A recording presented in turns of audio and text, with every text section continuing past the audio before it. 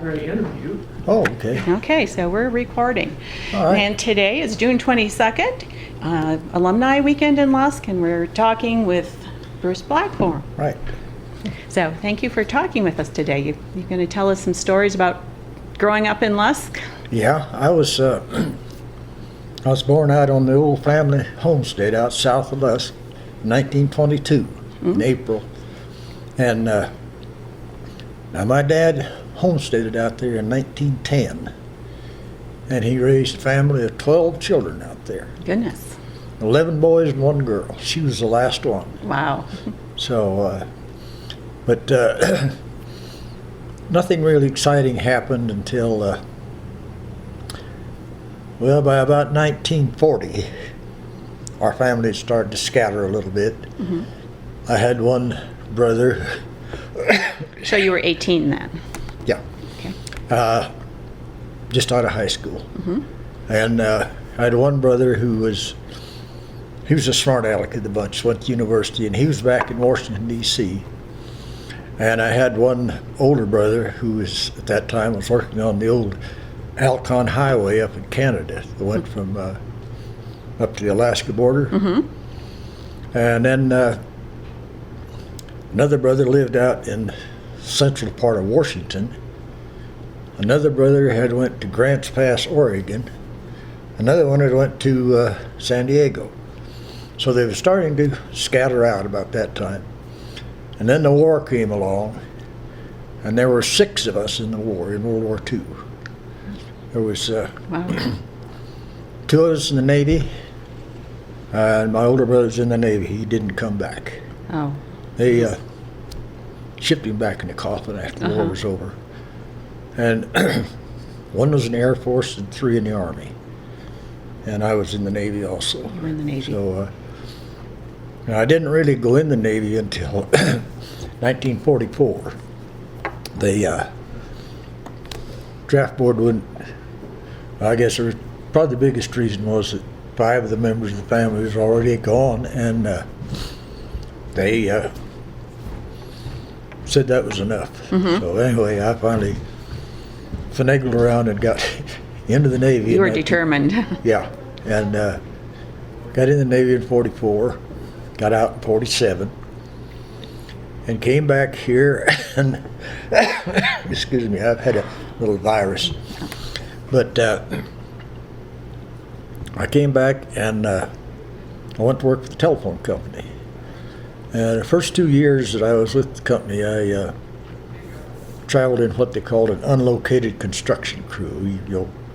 We built the old telephone lines, which don't exist anymore, and strung the cable and dug holes in the ground, planted telephone poles. The only job you can start at the top and work down. So I worked that for 2 years, and then they sent me back here to Lusk as the telephone man back here. And at that time, the telephone office, the employees consisted of the manager, whose name was Carl Lund, and myself, and I think there were 9 telephone operators. And that consisted of the whole bunch. And I think at that time, there were, I believe, about 900 telephones in town.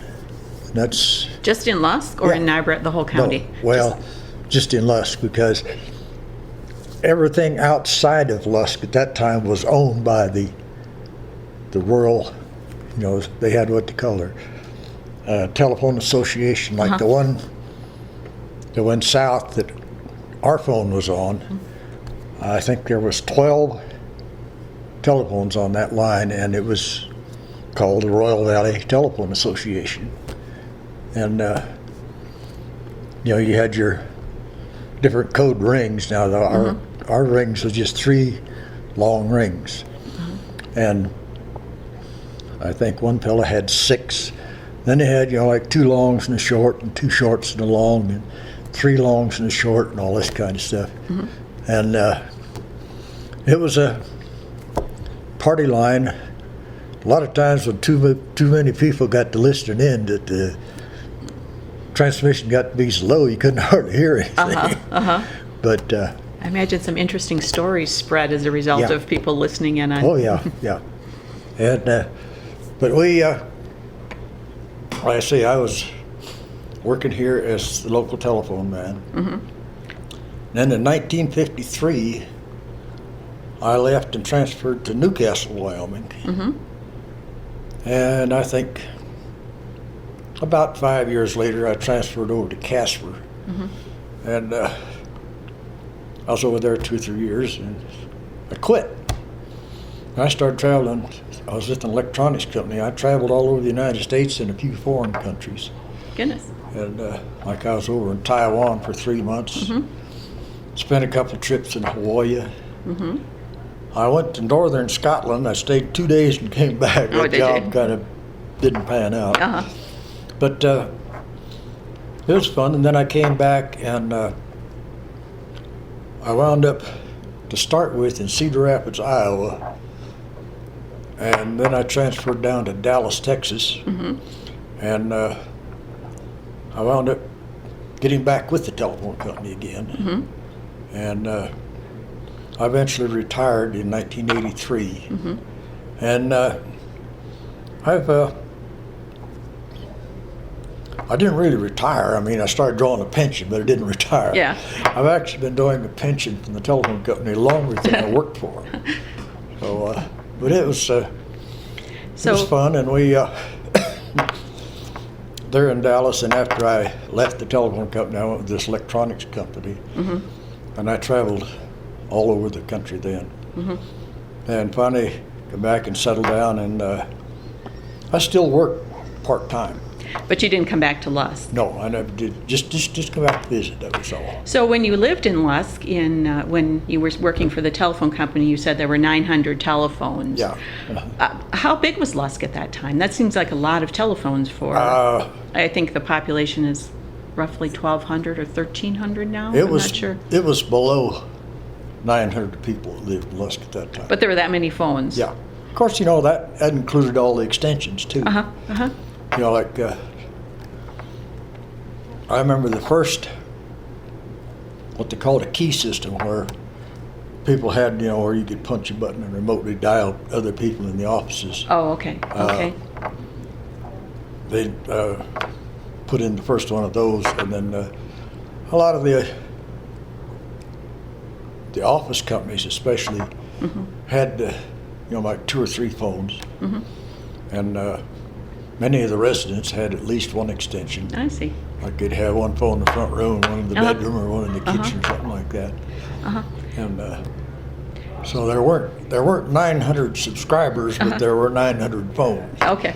So And did you live on your homestead until you went into the when service, service? yes. Now, is that homestead still in your family? No. No. Harry Brown now owns the homestead. out Okay. there. Yeah. And that was where again? It's about, we used to say it was 10 miles south of Lusk, but you go out there about 9 miles, and then you go west of the highway a mile, and it's over there. Uh-huh. So, and it was what they called the Royal Valley Community. Uh-huh. The reason they came from that name was because nearly everyone in that little area came from a town called Royal, Nebraska. Ah, And they came out here and homesteaded. I see. Now, like my dad and my mother homesteaded on one place, and the section of ground just east of it Mm-hmm. was Archie Sparks. I don't know if you never knew him or not. No. But he was my wife's brother. Mm-hmm. And then there was another brother homesteaded the place just to the west of us. His name was Richard Sparks. Uh-huh. And just to the south of us was Epra Kent. Do you know Bertie? Used to be Bertilla Cowell. She works at the senior center. Yes, I know who she is. Yes. Now she was Kent's granddaughter. Oh. And so she's kind of I don't know, I call them shirt tail relation. Uh-huh, I see. It's second or third Uh-huh, cousin or something. uh-huh. She is to me. And how far apart were the homesteads? Were they within walking distance, or were they No, pretty big? about or a mile apart. Yeah. mile apart? And Originally, when they came out and originally homesteaded, they could homestead half a section, which was 320 acres. okay, And that would be like a half-mile wide and a mile long. okay.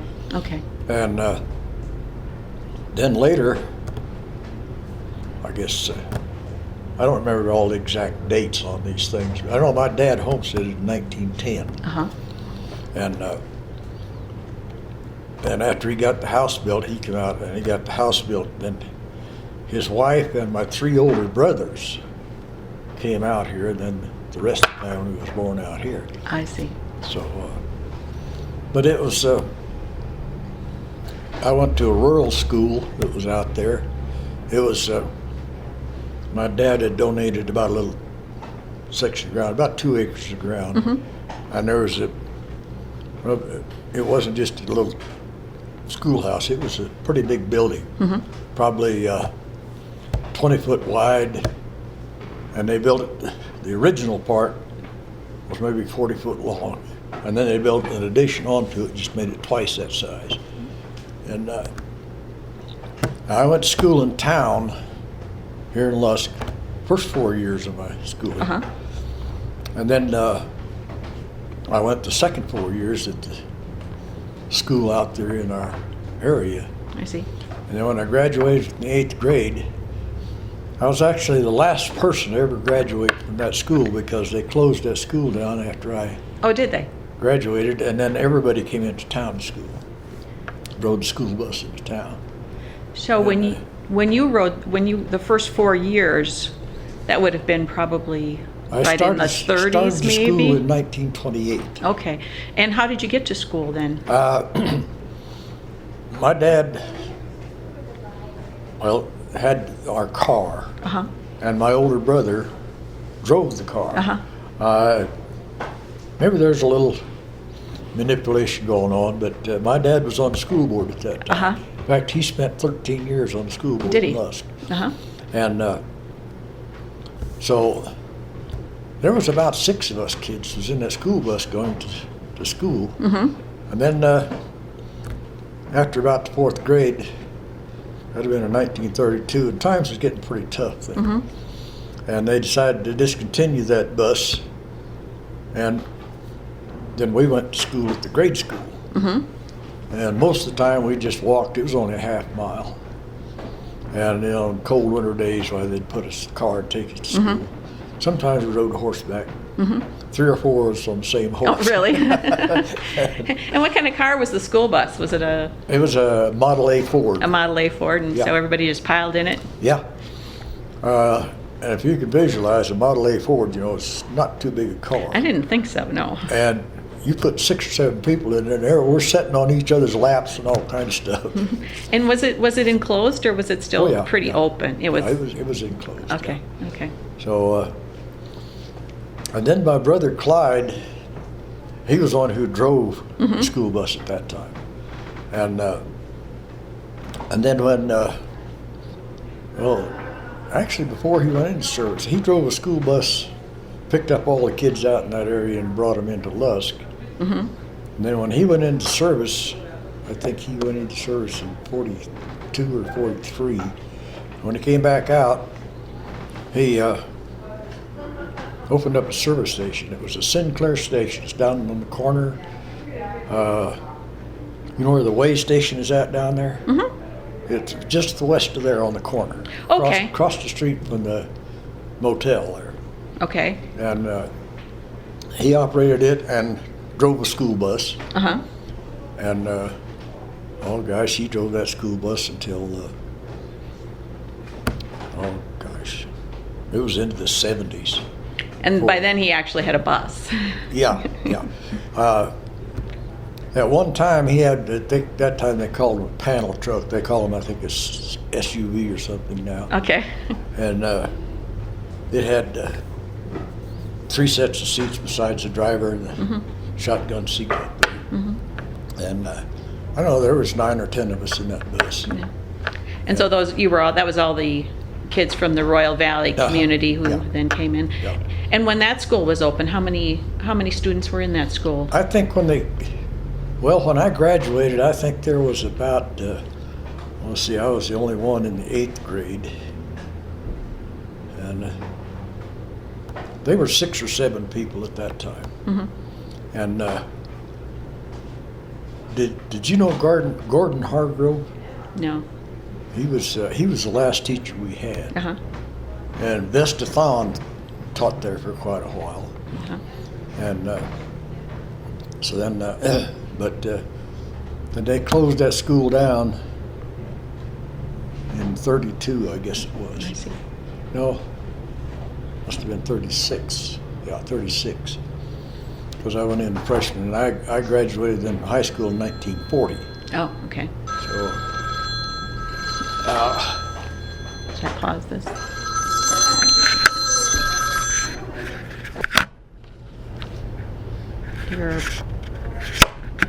Your brother's Sinclair station. oh yeah. And then he eventually went up to a Chevron station, and then he went to the Texaco station downtown. Uh-huh. But in the meantime, I was working with the telephone company here, and then I left here and went to Casper. Mm-hmm. And then I eventually retired from the phone company down in Dallas, and I still live there. Okay, good. And It's nice that you come back here. What was Lusk like when you were growing up? basically about the same as it is now. Uh-huh.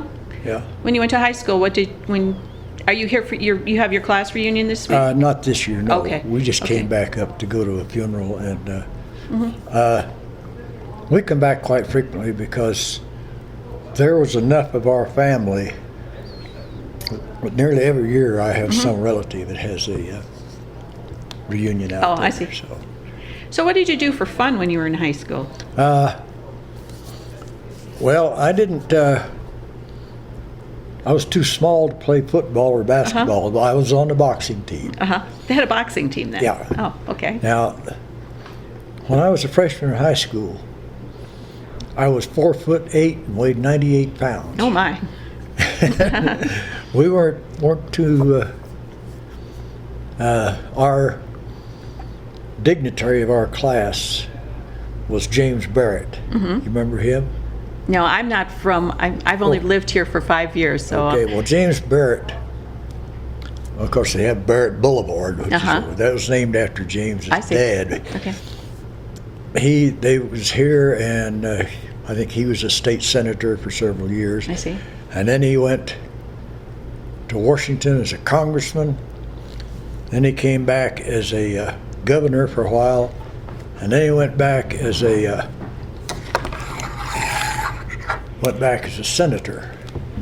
And Jim was his son, and he was an attorney here in Lusk for a while. Was a county attorney, and then he went to Cheyenne, and he wound up as a state district judge down there. So he was kind of the celebrity of our class. I see. And but in our class, there was only 39 kids in our class. Wow. And a lot of devilment went on. Yeah. One of the big events of the year, of course, was Halloween night. We used to go around and tip over some of these privies in town and stuff like that. So they still had privies then and out back. Yeah, some of them did. Some of them did, okay. There was a sewer system, but some people still had the old ones. But it was, I didn't really know too much about what was going on to have fun because when school's out, I got on the bus and went back home. And then you helped on, and your family ranched. Yeah, then. yeah. And I mean, it was out there. It's one of those daylight till dark things, you know.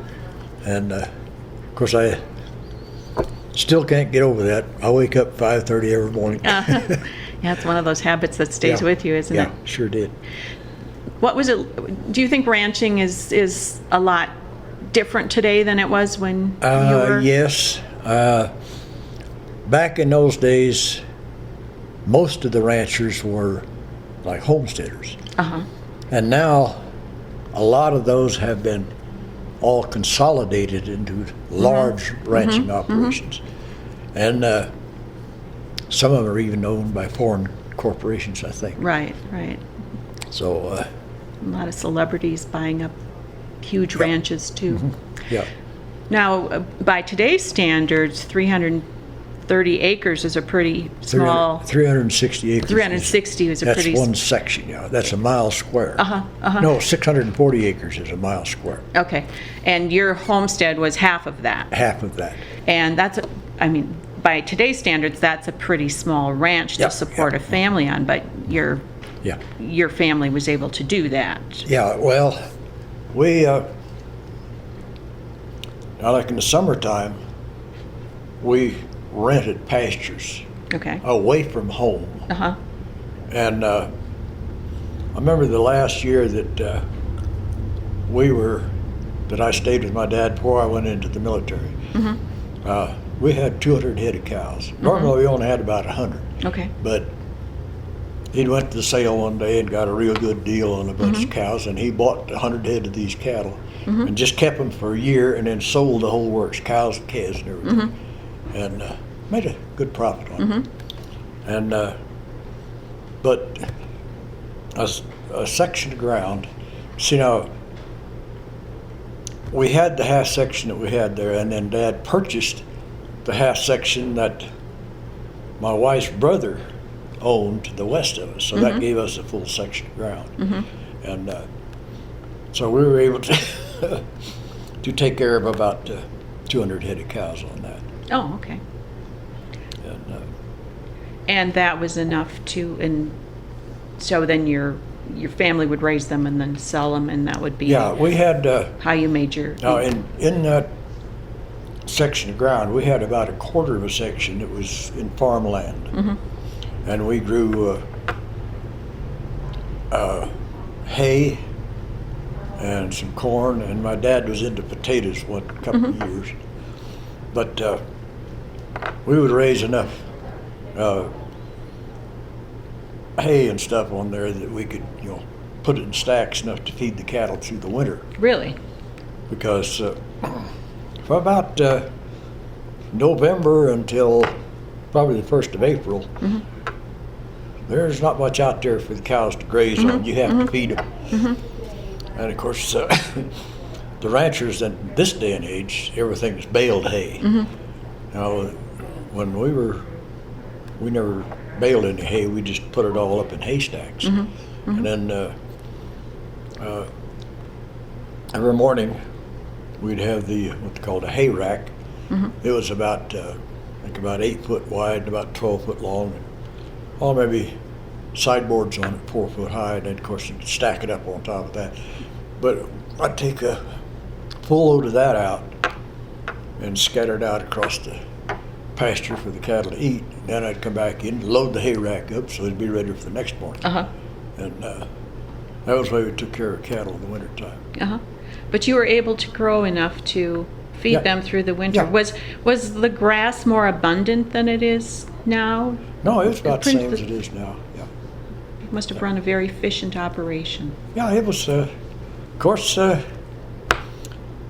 you worked hard for it. I mean, like I say, it was a daylight till dark situation. And I remember when I was young, I don't remember how many cows we had, but we milked a bunch of cows. And we had what they called a cream separator. You put the milk in it and you turn the handle on the thing, and it separates I guess it was what you call the non-fat milk now, and the cream. And then about every Saturday, my dad would we would probably have 5 gallons at least of cream. And of course, most of it would be soured by that time. And then he also, we had chickens, and he had a crate that held 12 dozen eggs. And every Saturday, he'd go to town with the cream and the eggs and sell them, and that bought enough of the groceries you had to have to. Of course, we grew most of the stuff, but my mother, she canned. So she had a garden, Yeah, too. We had a big garden, probably an acre or 2 of land in a garden. And raised everything you can think of there. We had, peas and beans and sweet corn. beets, turnips, squash, watermelon, cantaloupe. I mean, we had everything in the garden. And of course, it took quite a bit to feed the whole family. I'm sure it did. Of course, now, the whole family was never at home at one time. I remember probably when my youngest sister was born in 1928, I think there's probably the 4 oldest people in the family was already gone out on their own lives. So then we had, that would give, like 7 or 8 people there most of the time until, well, when I grew up and when I went into the service, of course, then the only ones that was left out there was my dad and my mother and my sister. So, and then when we came back, I went out, stayed for a while with my dad, but there was enough animosity with the other brothers that I didn't really want to stay there and feel like I was taking advantage of the inheritance. So I see. I managed to land a job with the telephone company and made a career of that. Of course, when I first came out of the service, I wanted to go to school and be a veterinarian. But when I came out, now I had messed up when I was going to school. 2 of the requirements that you needed to have to get into a veterinary school was biology and Latin. And I had not taken either one of those. So there was at least a 2-year waiting period before I could get into a school.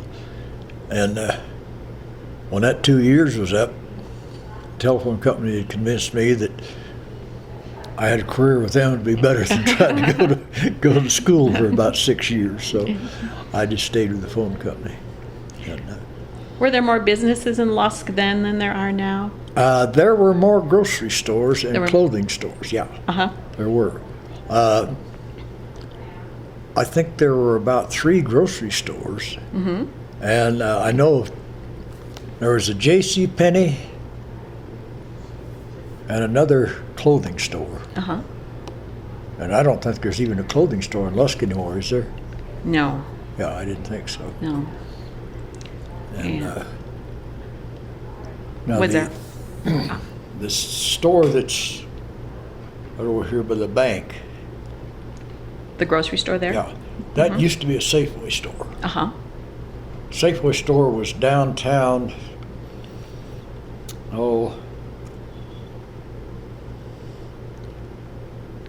They got the bank downtown, and then there's I don't even know what's in that store anymore. Next to it used to be the post office, and then the Safeway store was in the building next to it. I think there's a hardware store there now. Downtown? Ace Hardware or something like True that. Value. There's a True Value. Yeah, True Value. That used to be a Safeway store. Oh, okay. And then the Safeway store moved out here, and then I think they sold out and went somewhere else, I guess. I don't know. But yeah, there was quite a bit more stores, active stores. The last time I walked down Main Street, I think half the houses, stores are vacant down there. There are a few that are vacant, yes. So. And there used to be a movie theater. Must be a movie theater. Did you go to movies a lot? Oh, yeah. Saturday afternoon, we used to go see Tom Mix. Tom Mix? And, Hopalong Cassidy. They were great in those days, but 10 cents to get you a ticket to the movie. And 5 cents for a box of popcorn. And that was our entertainment for the weekend. Was that a big family activity for a lot of people to go to the Saturday matinee? Yeah, a lot of people came in. Saturday afternoons was, that was the big rural day. Everybody from town or out of town, they all came and did their shopping on Saturday afternoons. It changed later. I don't know if they still have it or not, but down to the old railroad thing, they used to have a livestock auction barn down there. And I don't know if they still have it or not. I think the barn is there, but there aren't any auctions there. And then it kind of changed. Excuse me. But it kind of changed it. Instead of Saturday being the big day in town, Wednesday was the big day in town. Oh, really? Because rural people would all come in to, they'd sell stuff there, or they would buy and stuff like that. And then that was, while they were down to the auction thing, the wives would be doing the shopping and all this kind of stuff. The kids would go to the movie. And so that was the way that kind of worked out. And was there a bowling alley then? Did people bowl then? There was a bowling alley when I was in high school. Remember that was the first job I ever had. Was it? You set the pins by hand. It was what they called a duck pins. They were only about that high. And your bowling ball was only about that big. It didn't have any holes in it or nothing. You just gripped it. You just gripped it and threw it, huh? And that was my first job that I ever had. And I got 3 cents a line to set pins. Did you? And you could, in today's time, you might make $2. Really? Yeah. That was probably pretty good money, though, then. Yeah. Huh? How old were you then? Probably 17 or 18. Oh, okay. Yeah. I would, do this after school or something like that. I see.